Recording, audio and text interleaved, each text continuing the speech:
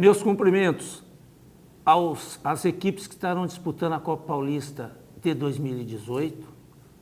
Os instrutores Roberto Peraz e Carlos Nogueira estarão debatendo estas alterações, em que estarão entrando em vigor a partir de 1º de junho.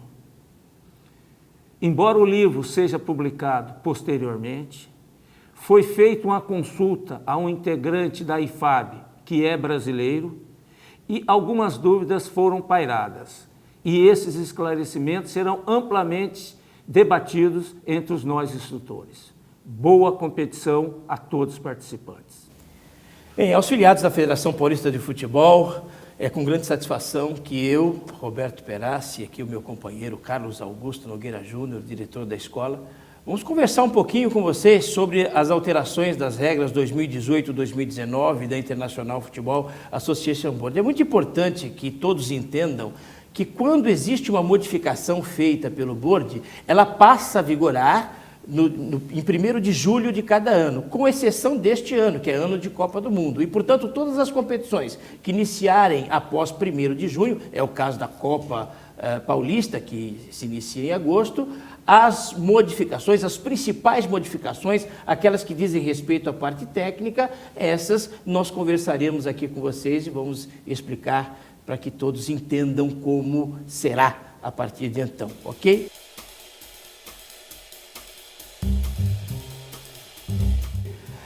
Carlos, acho que a primeira grande modificação, e uma modificação muito importante por conta da própria evolução do futebol e a própria evolução da tecnologia, é a mudança com relação à possibilidade da comunicação eletrônica, não é?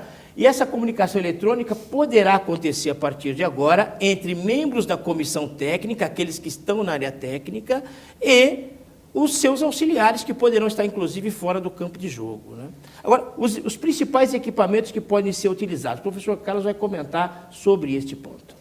Então, alguns equipamentos eletrônicos com a própria evolução, né, da tecnologia que tem ocorrido aí, por exemplo, os auriculares, né, aqueles pontos eletrônicos para a comissão técnica, sempre deixando claro, nunca para jogadores dentro de campo. Tablets, smartphones, notebooks, equipamentos de pequeno porte. Isso que é importante destacar, são equipamentos de pequeno porte e nada mais do que isso, para que possa auxiliar as equipes no seu desempenho. Essa parte é a parte principal, questão tática e técnica e para o bem-estar. Agora, há um detalhe muito importante que todos devem saber. De maneira nenhuma deve ser utilizado esse material eletrônico para contestar as decisões da equipe de arbitragem. Se em algum momento qualquer membro da comissão técnica, qualquer membro da área técnica ou quem estiver fazendo uso desse equipamento contestar uma decisão tomada pelo árbitro, imediatamente deverá ser expulso e assim que os árbitros serão orientados. De maneira nenhuma pode-se fazer referência, através do uso dessa tecnologia, das decisões da arbitragem. Muito bem, o segundo tema, né, o segundo tópico que eu vou tratar com o professor Carlos Augusto é sobre o retorno do jogador ao campo de jogo sem a autorização do árbitro. Tá? Caso ele retorne ao campo de jogo, saiu por qualquer motivo, mas retorne ao campo de jogo sem autorização do árbitro e não tem participação direta, mas o árbitro entende que ele de alguma maneira atrapalha e paralisar o jogo, o árbitro reinicia com tiro livre indireto, que vocês conhecem como 2 lances. Agora, se ele por qualquer motivo interferir no jogo, tocar na bola ou fazer algum tipo de falta, aí o árbitro reinicia com tiro livre direto e se for dentro da área, tiro penal. Pênalti. Isso, e sempre lembrando também que algumas dessas novidades que a gente está apresentando, elas talvez não sejam tão novas na aplicação prática do jogo, mas são alguns aclaramentos que a regra trouxe agora de forma textual. Entrou em jogo sem a permissão, a bola está distante, não interferiu diretamente na jogada, cartão amarelo e tiro livre indireto. Entrou próximo na disputa da bola, interferiu na jogada, tiro livre direto dentro da área penal. Por isso que é importante ratificar. Só volte ao campo de jogo se o árbitro autorizar. Bom, nós vamos tratar agora do tópico 3 e atenção aos goleiros. Vocês, goleiros, sempre costumam fazer defesas em 2 tempos quando consideram que a bola traz alguma dificuldade, tá?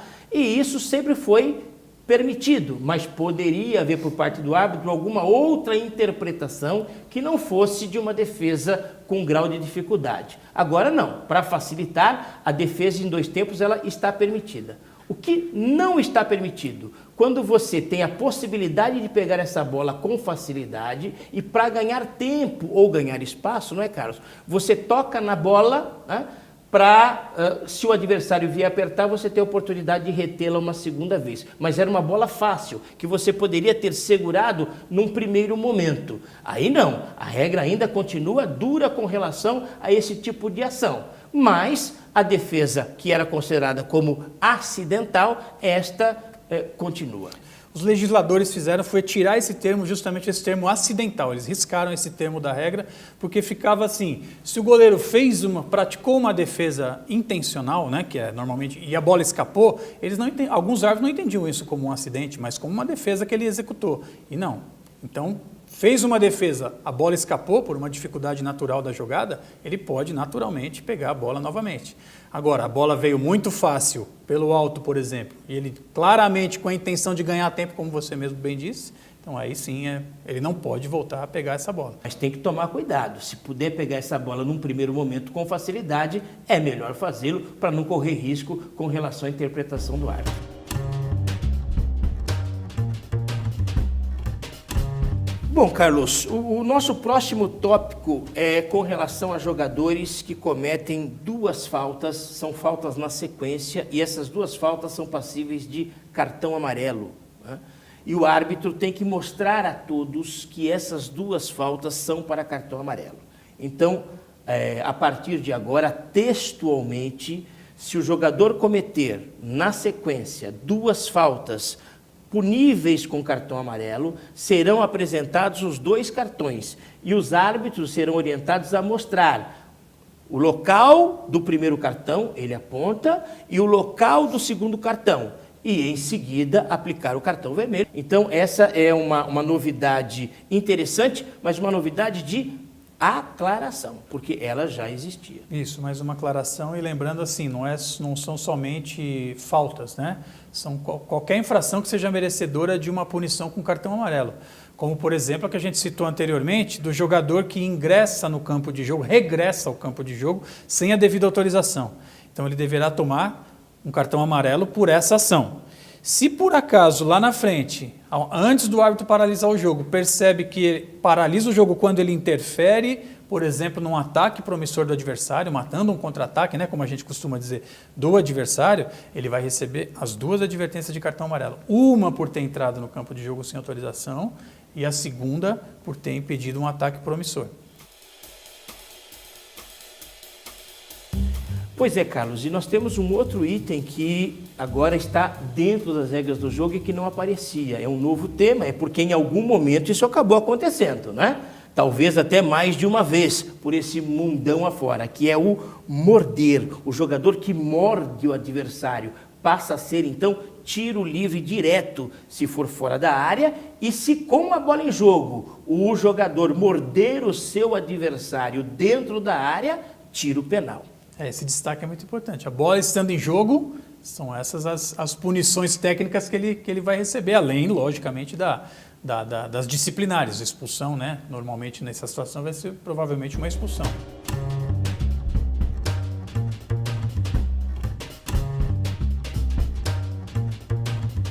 Muito bem, agora nós temos um aclaramento que não estava no texto da regra do jogo, né? Não pertencia ao texto, e agora nós temos esse aclaramento inserido, essa mudança inserida no texto da regra do jogo. Não é uma situação comum, mas pode acontecer. É quando um jogador abandona o campo de jogo com a bola em jogo e agride o seu próprio companheiro ou qualquer membro da comissão técnica de sua equipe. Ele vai lá na área técnica e agride alguém. Tá?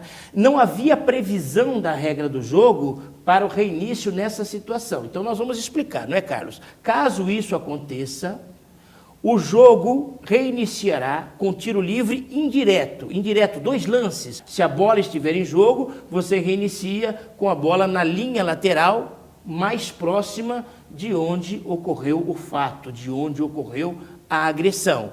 E, logicamente, o cartão vermelho, a ação disciplinar, esta é automática, o árbitro vai aplicar porque se trata de uma agressão. É interessante que vocês tenham bastante consciência de que agora todos os jogadores que cometam ações contra os seus adversários ou contra os seus companheiros, e a bola estiver em jogo, há uma sanção técnica, não só disciplinar, há uma sanção técnica também, o que não havia antes. São coisas incomuns da gente ver no cotidiano dos jogos aí, mas por que a regra, então, acrescenta isso, né? E vem acrescentando isso na regra, essas situações atípicas? Porque provavelmente as coisas têm acontecido e com uma certa repetição, e aí é para aclarar mais e o mundo inteiro saber como proceder nessas situações.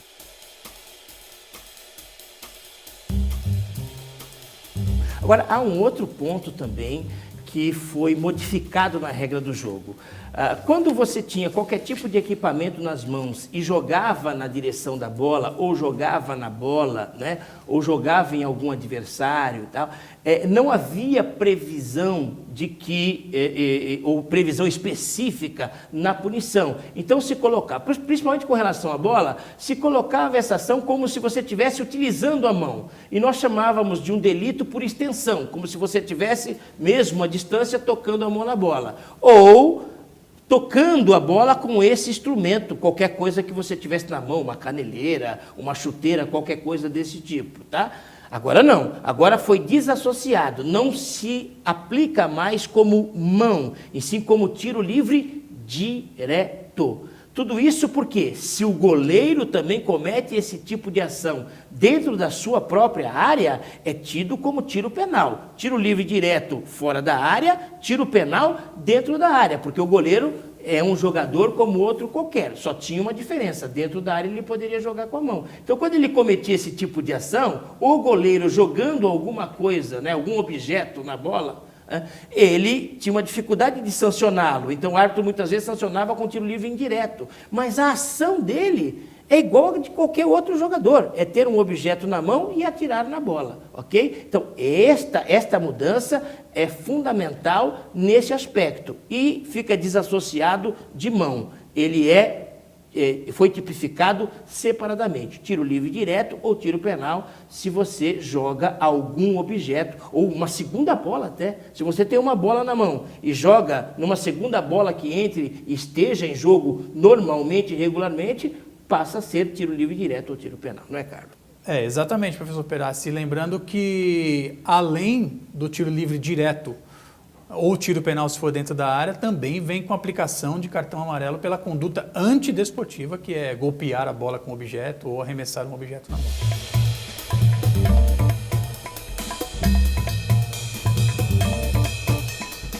Pois é, Carlos, agora uma outra alteração muito importante que vai interferir diretamente na mecânica do jogo, né, principalmente da parte técnica do jogo, que é a seguinte: se o árbitro conceder uma vantagem numa situação clara e manifesta de gol, ele entende que o jogo deva seguir porque o jogador, o atacante, tem todas as condições de marcar o gol e aí ele concede a vantagem. Tá?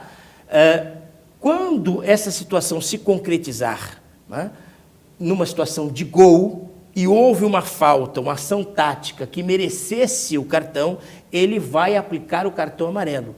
E mesmo que nessa situação da vantagem o gol não se concretize, ele também aplicará cartão amarelo ao jogador que cometeu a falta.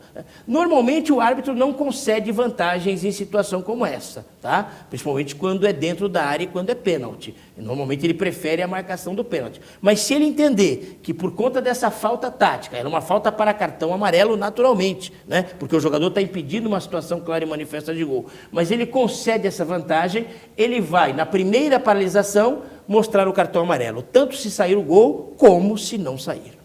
Porque a explicação dessa alteração é porque a oportunidade clara de gol, ela se manteve, né? No caso dessa vantagem. Houve uma falta tentando impedir a oportunidade clara de gol, porém o árbitro percebeu que a oportunidade se manteve e conseguiu conceder essa vantagem. Fazendo ou não gol, a oportunidade se manteve, né? Então aí ele volta e aplica o cartão amarelo. Perfeito. Mas o que mudou? Mudou, acho que o fator principal é que antes o árbitro, caso a vantagem se concretizava, ele desconsiderava essa situação do cartão amarelo. Só que agora não, agora ele tem que considerar, uma vez que houve a infração com a intenção de acabar com a oportunidade clara de gol, ele não pode desconsiderar essa ação. Por isso que ele aplica, ao final deste processo, terminou a jogada, o que foi que aconteceu? Não importa, o jogador tentou evitar e tem que ser punido por isso. E receberá, então, o cartão amarelo. Sempre destacando também que isso aí é para faltas táticas, né? Se for uma falta de jogo brusco grave, uma falta violenta, permanece o vermelho, porque aí é pela natureza da infração. É outra coisa, aqui nós estamos falando de ação tática de tentar matar uma jogada, matar uma oportunidade clara de gol. Bem, amigos, companheiros, jogadores, comissões técnicas, que estão, diretorias, não é, que estão nos assistindo, os nossos agradecimentos pela atenção que vocês tiveram. Nós esperamos que essas orientações sirvam para que vocês possam não só entender o processo da arbitragem, as tomadas de decisões que o árbitro, porventura, vier a tomar já nessas modificações que ocorreram, e tomem ciência de que é muito importante a disciplina como ponto alto do espetáculo e também ter noções básicas da regra do jogo. Conhecer a regra do jogo é importante por conta disso. Mesmo para reclamar, nós precisamos saber, precisamos conhecer e ter noção daquilo que nós estamos fazendo e daquilo que nós estamos falando. O meu muito obrigado pela atenção de vocês.